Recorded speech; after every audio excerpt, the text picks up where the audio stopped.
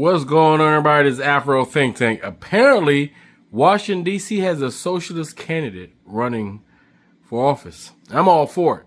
Because if you know anything about the history of D.C., socialist programs have been the most popular programs in Washington, D.C. for Washingtonians.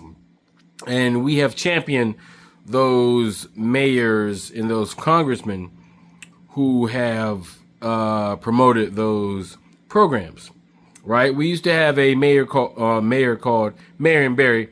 I ain't gonna lie, when I was younger, I used to think Marion Barry was like two people, cause it's like Mary and Barry. I heard Marion Barry.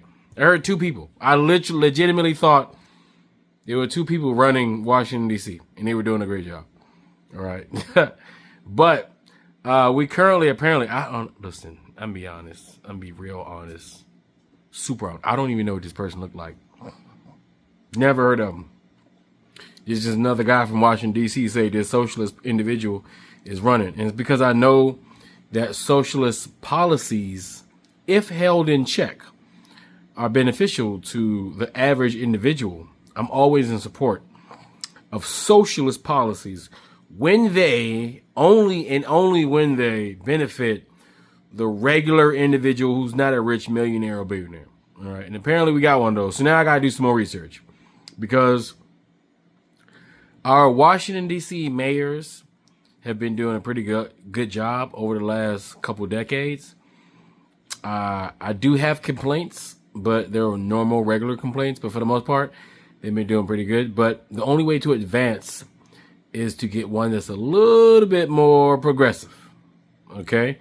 And when you start talking about progressiveness, you start getting to that socialist co-op category, which all staunch capitalists are afraid of because they're not able to capitalize or leverage the existing power that they have to benefit themselves in the maximum capacity, if you know what I'm saying.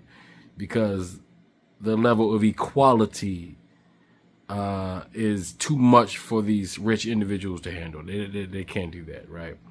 But anyway, without further ado, we're going to listen to this Washingtonian, African-American Washingtonian, talk about the socialist candidate that didn't know even existed.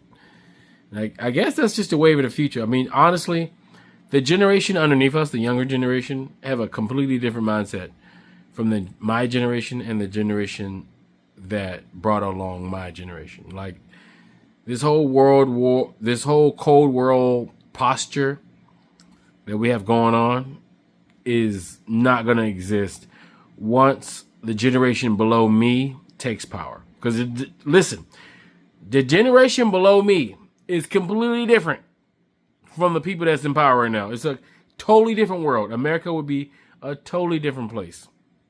The world will be a totally different place once what'd you call it, Generation G? I'm a zennial because I'm not a millennial. All right, millennials, I look down upon millennials even though I'm in that age era, but I'm a zennial. All right, I'm between Generation X and the millennials. I'm a unique generation. I remember what it's like to play Pogs. All right. And goddamn use chalk and shit, make squares and shit and fucking hop up and down. I remember, internetless world. All right. I'm that generation that remembers functioning in an internetless world. All right. I remember going on the phone, go, I remember that. I remember beepers and pagers and all. And black and white freaking snake games on our phone being bleeding edge technology from my Nokia phone. I remember all that shit. All right, to this shit we got going on now. So I'm a special breed. All right, unlike the others. Right. But we're going to pay attention to this guy. And he talks about the politics of the future and the people who are the most important, which are the generation below me. All right, they're the ones who are going to be making most of the decisions. And we need to understand that there's more than just two parties. Politics is complicated. Politics has a lot of nuance, a lot of comprehension skills necessary in order to understand what politics is all about. So If you are on my channel, you're in the right place because I will give you the context necessary for you to understand your political choices. Anyway, you guys tell me what you think in the comment section. It's Afro Think Tank. Learn something, teach something. I'm out. All right, y'all, if y'all love Zoran Mamdani and everything he did for the city of New York so far, if you love Marion Barry and everything he did in Chocolate City for the black middle class and the impact that he had on the youth, then you really gonna love this. DC has a socialist candidate running for mayor named Janice Lewis George.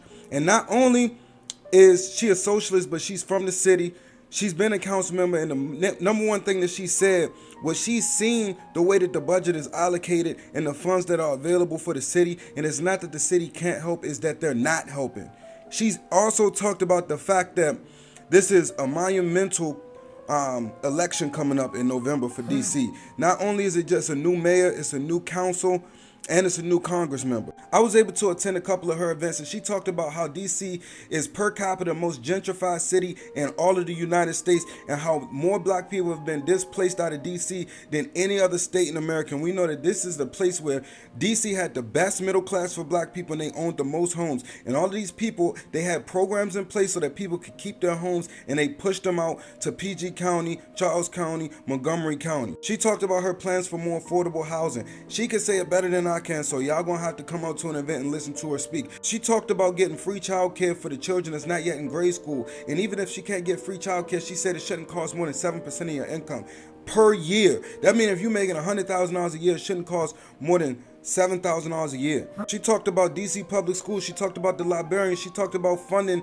more things for the nursing programs in DC. She talked about linking with the colleges in DC and getting more internships that people can work with the inner cities so that they could have a pipeline of what they can do from high school to the college level and help out the colleges by bringing in more people to work in the schools so that they can have more employees working with these children. She talked about the DC Summer Job Program and how we can make it a year-round thing. She talked about doing more skills training for the homeless and housing more people. She talked about a lot of different things that y'all gonna have to come see her talk herself, because I even asked her questions when we were there. She talked about a lot of good things that can impact the city, and the number one things that stood out is that she is really from uptown. She is from Kennedy Street. You could tell when she started talking about it's only one nurse for one cluster in the whole area. You know what I'm saying? It's just a little thing. This is a black woman that's not here to line her pockets or work with the corporations to make life more hard for the residents of DC and the commercial businesses of Washington, DC. She's here to work with the residents and work with the local business owners to make DC back Chocolate City and more affordable and a better place for people to move and grow and have a family. I'm thinking about having kids every time she talk. I want to have kids and raise some kids in the city now. A DC native, a black woman from Kennedy Street to be exact, that graduated from Howard University. I need y'all to go out and vote in November. Free Sudan, boycott diamonds and gold. Free Sudan, boycott diamonds and gold. We most definitely cannot forget about the people of Sudan.